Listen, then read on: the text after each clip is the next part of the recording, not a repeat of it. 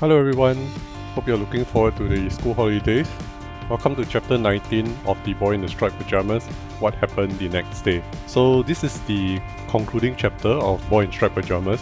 Yes, there's one more after this, but this chapter is the one where Bruno goes into the concentration camp with Schmo to look for his papa, and they both get marched into the gas chamber and die a very sad death. Here's the story outline. Please copy it down into your notebook. So as mentioned, this chapter is the one where Bruno changes into a pair of striped pajamas that Schmo got for him, and he enters the camp. When he got in, he realizes that things were not as happy as he thought they would be. There were no cafes, there were no restaurants, for example, and people were all very miserable. They looked around the entire day but they couldn't find Schmo's father, and just as Bruno was about to leave, he was called to a march by some soldiers, and it turned out that this march was something to gather some Jews and march them into a gas chamber. Bruno and Schmo die a very tragic death, holding each other's hands. Let's look at some characteristics of Bruno. On page 213, the author says he had never been so filthy in all his life and it felt wonderful. So this is when Bruno found out that he doesn't have to wear shoes to go into the concentration camp, and he squished around in the mud and it felt wonderful to him. So what does this show about Bruno?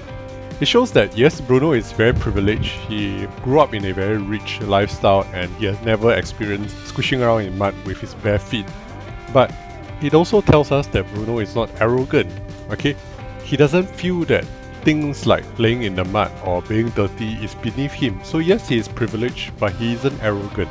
On page 217, when the Jews were panicking around him as the soldier called the march, he wanted to whisper to them that everything was alright. Their father was the commandant, and if this was the kind of thing that he wanted the people to do, then it must be alright. It's a very sad line because we see that Bruno is very innocent, and he's not just normal innocent, he is innocent till the very end. He has complete faith in father. Remember that Bruno always thought that father was the most handsome soldier around, and he never ever thought that father could do anything wrong. He would bring that thought with him to the grave, because here at the end, when he was being called to the march to go into the gas chamber, he still thinks that father has everything under control and father will not let him down. Let's take a look at the character of Schmo. On page 215, he says to Bruno, "But Papa," he said, "you said you'd help me find him." Here again, we have another example of our Schmo being a little manipulative, which he does a bit more towards the end of the book. And he's trying to, again, guilt-tripping Bruno into staying, because Bruno is getting tired, he wants to leave. But Schmo is like, "Hey, you told me you help me find my papa, why are you leaving me?" Okay, so this is a great example of someone being manipulative.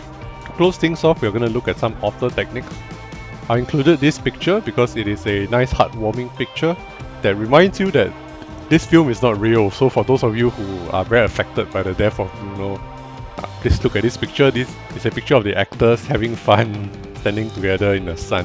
I think this picture is excellent because it shows the modern world where races get along. Okay, yes, we do have race warfare going on between certain countries, but for the most part, most of the world is quite harmonious. The Germans and Jews can stand side by side and be friends under the same sun. On page 212, the author says, "You wear the right outfit and you feel like the person you're pretending to be." Here the author is taking a stab at the Nazis pretending to be superior to the Jews. If you don't know what taking a stab means, it means he's making a criticism of these Nazis, because last time a lot of these Nazis were normal Germans and they had Jewish friends. However, when Hitler came to power, once these people started putting on the uniforms of the SA and the SS, they start to believe the idea that they are superior to these Jews. And I think this is what the author is trying to get at. He's trying to say these Nazis at that time, a lot of them came from normal backgrounds like Bruno for example, but they ended up like father, who put on a uniform and pretended that he was someone else. And finally on page 220, the very last lines of this chapter, "And then the room went very dark, and somehow despite the chaos that followed, Bruno found that he was still holding Schmo's hand in his own, and nothing in the world would have persuaded him to let it go."